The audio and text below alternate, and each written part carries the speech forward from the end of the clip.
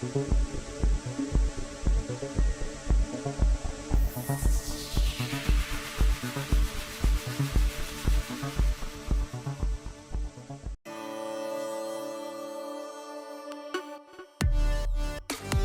जाता था कि ज़मीन की गर्दिश अपने महवर में हर सदी के दौरान 1.4 मिली सेकेंड सुस्त हो रही है। ये गर्दिश दरअसल दिन और रात तख्लीक करने का सबब है। 3 बड़े असबाब की वजह से ज़मीन की सुस्त रवी बाज़ दफ़ा तेज़ी से नीचे गिर जाती है। मुख्तलिफ सैयारों की कश शकल ज़मीन को अपनी तरफ खींचती है। ये खींचातानी भी ज़मीन की रफ्तार में कमी का बड़ा सबब बनती है। इसके अलावा गर्दिश में सुस्ती लाने का 90% अमल हवाओं का होता है। हवाओं की तब्दीली इस गर्दिश पर बराह रास्त असरअंदाज होती है। हवा की रफ्तार बढ़ जाने से कुर्रा अर्ज़ की रफ्तार सुस्त पड़ जाती है। ये 2 सबब कुदरती हैं, मगर तीसरा सबब यहूदी सरमाए से बनाया जाने वाला हॉर्प नमी इदारा है। यहूदी साइंसदानों की ज़ेर निगरानी चलने वाला ये इदारा न सिर्फ ज़मीन की महवरी गर्दिश में सुस्ती लाता है, बल्कि बाज़ दफ़ा ज़लज़ले का सबब भी बनता है। डेविड के लिए खुशकुन बात यह थी कि मज़कूरा इदारा इसकी मनमर्जी के मुताबिक चल रहा था, क्योंकि हाई फ्रीक्वेंसी सी एक्टोल ऑरल रिसर्च सेंटर हॉर्प ने एक ऐसा हथियार पेश करा दिया था जो ज़मीन की अयूनी कुर्रा या मकनातीसी कुर्रा के किसी भी हिस्से को तब्दील कर सकता है। ये अस्करी हथियार की शक्ल में यहूदी साइंसदान बर्नार्ड जे स्टेल ने ईजाद किया था। ये हथियार डेविड के मिशन को आगे बढ़ाने में इंतहाई मुआविन साबित हो गया था, क्योंकि इस हथियार से माहौलियाती दबाव पैदा करके दुनिया की फितरती क़ुव्वतों में रद्द-ए-बदल किया जा सकता था। गोया ज़लज़लों की शिद्दत में इजाफा मुमकिन हो सकता है।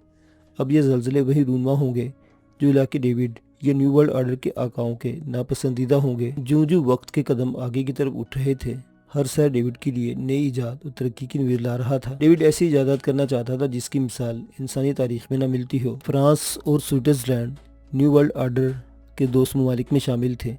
इनकी सरहदों पर दुनिया में तिबियात का सबसे बड़ा और ताकतवर तजर्बा शुरू किया गया था। इस तजर्बा का मकसद कायनात की तख्लीक का राज जानना था। इसके लिए 27 किलोमीटर लंबी सुरंग खोदी गई थी। सुरंग में ज़र्रात की पहली मेल बीम या शुआ छोड़ दी गई थी। नई तबीयत में तबाही की अलामतों को आश्कार करने के लिए जिस मशीन में ज़र्रात को दहशतनाक ताकत से आपस में टकराया जाएगा, इस पर 5 अरब पाउंड झोंक दिए गए। यह तजर्बा इंतहाई ख़तरनाक भी साबित हो सकता था, मगर इसकी कामयाबी पर उम्मीद पर बहुत बड़ी खोदी गई सुरंग 1000 सिलेंडर की शक्ल में मकनातीसों के साथ साथ रखा गया था। इन मकनातीसी सिलेंडरों से प्रोटॉन ज़र्रात की लकीर पैदा होने लगी, जो 27 किलोमीटर सुरंग की चौड़ाई और लंबाई तक दायरे की शक्ल में घूमेगी। सुरंग में प्रोटॉन ज़र्रात के टकराने से 2 लकीरें पैदा होंगी, जिन्हें मशीन के अंदर रोशनी की रफ्तार से मुखालिफ समत में मोड़ दिया जाएगा। इस अमल में 1 सेकंड में लहरें 11,000 जस्ट मुकम्मल करेंगी। इस तजर्बे का बुनियादी मकसद कायनात में बिग बैंग से चंद सानिये बाद के हालात की असर नो तख्लीक करना था। इस तजर्बे में एक अंदेशा ब्लैक होल की कैफियत का है, क्योंकि ब्लैक होल इस वक्त इंतहाई ख़तरनाक होता है जब इसकी तवानाई और ज़िंदगी काफ़ी ज़्यादा हो, क्योंकि इसके बाद चीज़ों को अपनी जानिब खींचने की सलाहियत उभर आती है। डेविड को यकीन था कि अगर वो इस तजर्बे में कामयाब हो जाते हैं तो फिर मौसम, बारिश, हवाएं सब पर वो कंट्रोल हासिल कर सकते हैं। इसके बाद न्यू वर्ल्ड ऑर्डर होगा, जो इनका आने वाला लीडर इसराइल में बैठकर ऐलान करेगा। न्यू वर्ल्ड ऑर्डर की ज़ेर निगरानी ज़मीन का चप्पा चप्पा और ज़र्रा ज़र्रा सेटेलाइट की निगरानी में दे दिया गया था। इससे खुश्की और समुद्री मुकम्मल स्कैनिंग का काम तेज़ी से जारी था। डेविड बहरुल काहिल के उस मुकाम पर खड़ा था जिसे मारियाना ट्रेंच या दुनिया की गहरी तरीन जगह समझा जाता है। मारियाना ट्रेंच के तय में खौफनाक आतिशफशां है। इसी का एक हिस्सा शैतानी समंदर के नाम से दुनिया में मशहूर है। शैतानी समंदर भी बरमूदा तकून की तरह इंतहाई पुरस्कार और अक्ल को दंग कर देने वाला समंदर है। दुनिया में बरमूदा तकून और शैतानी समंदर 2 ऐसी जगह हैं जहाँ कुतुब नुमा काम करना छोड़ देता है। जिस तरह बरमूदा तकून में बहुत से जहाज़ गायब होते हैं, इसी तरह बहरे शैतान में भी जहाज़ गायब होने के वाक़यात रूनुमा हुए हैं। इनमें दोनों जगहों में मकनातीसी कशिश या बर्क़ी लहरें मौजूद हैं। इन्हें लेज़र शुआएं भी समझा जाता है।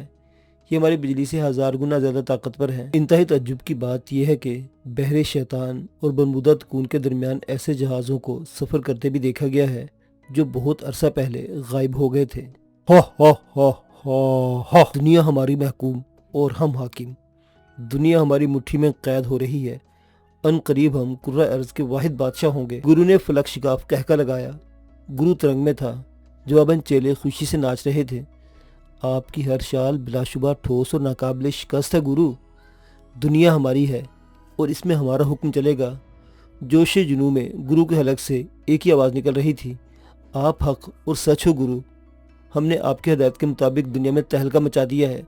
लोगों के दिलों में फ़रेबकारी, दगाबाजी भर दी है। ان کے دماغوں میں بدعنوانیاں، عداوتیں اور جھوٹ ڈال دیا ہے۔ مجھے تمام چیلوں پر فخر ہے۔ گرو نے جیسے ہی کہا، چیلے خوشی سے ناچنے لگے۔ گرو، آپ کے حکم کے مطابق ہم نے اصل ہدف مسلم ممالک کو خصوصی کنٹرول کیا ہے اور غیر مسلم ممالک کو بھی نظر انداز نہیں کیا۔ ہم کرۂ ارض کے ہر فرد کے تعاقب میں ہیں۔ آپ نے جو بھی اہداف منتخب کیے تھے ہم نے وہاں ٹھیک ٹھیک نشانے لگائے ہیں۔ یہی وجہ کہ دنیا کے اسٹیج پر 80% لوگ ہماری مرضی کی کردار ادا کر رہے ہیں اور ہمارے لکھے ڈائلاگ بول رہے ہیں۔ یہ میرے جانثار اور وفادار چیلوں کی محنت اور لگن کا نتیجہ ہے کہ دنیا میں ہر شخص خودی کی مستی میں ڈوب گیا ہے، ذات کے اسیر ہیں۔ وہ سگے بھائی بہنوں کو بھی بھول گئے ہیں۔ بد چلنی، آوارہ گردی، بے ضابطگی، جھوٹ، قتل، غارت ان ممالک میں عام ہو رہی ہے جنہیں دین اسلام کا گڑھ تصور کیا جاتا ہے۔ آج دنیا کے نقشے پر نظر جاتی ہے تو میرا دل باغ باغ ہو جاتا ہے۔ کوئی ایسا ملک نہیں جہاں ہماری مرضی کے کردار موجود نہ ہوں۔ گرو جی، ہم نے لوگوں کے دل و دماغ میں اس قدر نفرت، بغض، کینہ بھر دیا ہے کہ کوئی بھی شخص رضاکارانہ طور پر اخلاقی اقدار کو قبول نہیں کرتا۔ کوئی کسی کی مدد رب کے نام پر کرنے کو تیار نہیں۔ سبھی مفاد پرستی کی دنیا میں ڈوبے پڑے ہیں۔ اس سے میرے خواب کو تقویت ملتی ہے۔ ہم نے دنیا کے اصول اور چال چلن میں بدل دیا ہے۔ ایک دور تھا جب عوام الناس تخت شاہی پر بیٹھے انسان کو ذل الہی کہتے اور سمجھتے تھے، اسے منشا الہی کا مظہر تصور کرتے تھے، تخت شاہی کا فرمان واجب الاتباع سمجھتے تھے، جھک کر ادا بجا لاتے تھے۔ مگر ہم نے دھیرے دھیرے غلام دماغوں میں اپنا تصور بٹھا دیا، اپنی باتوں سے ان کے ذہنوں کو پراگندہ کیا۔ اب حالات یہ ہیں کہ وہ تخت نشیں جنہیں خدا کے بعد ایک اور خدا نظر آتا ہے، وہ اسے عام انسان کی طرح فانی مخلوق سمجھتے ہیں۔ تخت شاہی عوام کی نظروں میں بے وقوف ہو چکے ہیں اور ہمارا اگلا قدم ان کے خدا کے تصور سے محروم کرنا ہے۔ گرو اور چیلے انتہائی خوش تھے، خوشی میں کبھی ناچتے، کبھی کہکے لگاتے۔ میں سب دیکھ رہا ہوں۔ میرے قابل فخر چیلو، اگر آج پوری دنیا میں مذہبی گروہی اور نسلی تعصبات کو وسیع پیمانے پر پھیلا ہوا دیکھ رہا ہوں تو یہ سب میرے ہی چیلوں کی مرہون منت ہے۔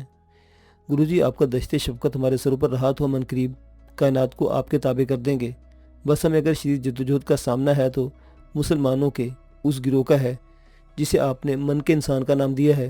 گرو جی، آپ کا کہا بجا ہے، ہم شدت سے ان پر حملہ ور ہوتے ہیں، مگر ان کے پاس چند ایسے ہتھیار ہیں جن کے استعمال سے ہماری کمریں ٹوٹ جاتی ہیں، ہماری تمام صلاحیتوں کو اس وقت موت آ جاتی ہے۔ گرو جی، آپ نے جیسا پہلے کہا تھا وہ ویسے عجیب و غریب ہتھیار ہیں۔ انہیں انفرادی، اجتماعی جیسے بھی استعمال کیا جائے ان کا اثر یکساں اور شدید ترین ہوتا ہے۔ یہ یاد رکھو میرے باوفا ساتھیوں، جب تک ہم نے انہیں پر قابو نہ کیا کرۂ ارض پر من مرضی قائم نہیں کر سکتے۔ باقی دنیا تقریباً ہمارے ہاتھ میں ہے، کٹھ پتلی بن چکی ہے اور کچھ بنتی جا رہی ہے، بس من کے انسان باقی ہیں۔ میں اپنے چیلوں کو 2 اہم حربے بتاتا ہوں، یہی 2 حربے ان ہتھیاروں کا بہترین توڑ ثابت ہوں گے۔ ہم جانتے ہیں گرو جی، آپ کے پاس ہر ہتھیار کا توڑ موجود ہے کیونکہ آپ ہی حاکم ہو، طاقتور اور ناقابل شکست۔ سنو، گرو نے خاموش رہنے کا اشارہ کیا۔ غیبت وہ حربہ ہے جو نیکیوں کو چاٹ جاتا ہے۔ غیبت کرنے والا اپنے حصے کی نیکیاں دوسروں کی جھولی میں ڈال دیتا ہے۔ اس حربے سے انہیں تہی دامن کر دو۔ جب اس کا نیکیوں والا پلڑا خالی ہو جائے گا، دلوں میں وسوسہ ڈال دو۔ وسوسہ غیبت کو مزید تقویت دیتا ہے۔ ایک ایک کر کے ایک دوسرے کے دل میں، دوسرے کے دل میں تیسرے اور تیسرے کے دل میں چوتھے کی غیبت وسوسہ ڈال دو۔ جب وسوسے کی منفرد پٹری پر دوڑنے لگے تو سمجھو انسان کا دفاعی سسٹم ناکارہ ہو چکا ہے۔ تب وہ سب دفاعی ہتھیار بھول جائیں گے۔ واہ گرو واہ! آسان اور شرنگیز حربوں سے نواز کر آپ نے ثابت کر دیا دنیا میں آپ کے مد مقابل کوئی نہیں جو آپ کی ذہانت اور اعلیٰ دماغ کو پہنچ سکے۔ آپ حق اور سچ ہو گرو جی۔ چلو کی خوشامد اور تصدیقی کلمات سے گرو کا سینہ فخر سے پھول رہا تھا۔ سلیبہ، تیرا ہدف کہاں ہے؟ ابھی تک بوڑھے جن کی پناہ میں ہے یا لوٹ آیا ہے؟ وہ اپنی دنیا میں لوٹ آیا ہے گرو جی۔ تو پھر جا سلیبائی سے اپنی اخذ کردہ راہیں دکھا، اسے ایسا بنا دے کہ وہ صرف ہمارا ہو کر رہے۔ ٹھیک ہے گرو جی، ایسا ہی ہوگا۔ حق گرو، سچ گرو، نعرہ بازی شروع ہو گئی تھی۔ گرو تحسین امیز نگاہوں سے انہیں دیکھ رہا تھا۔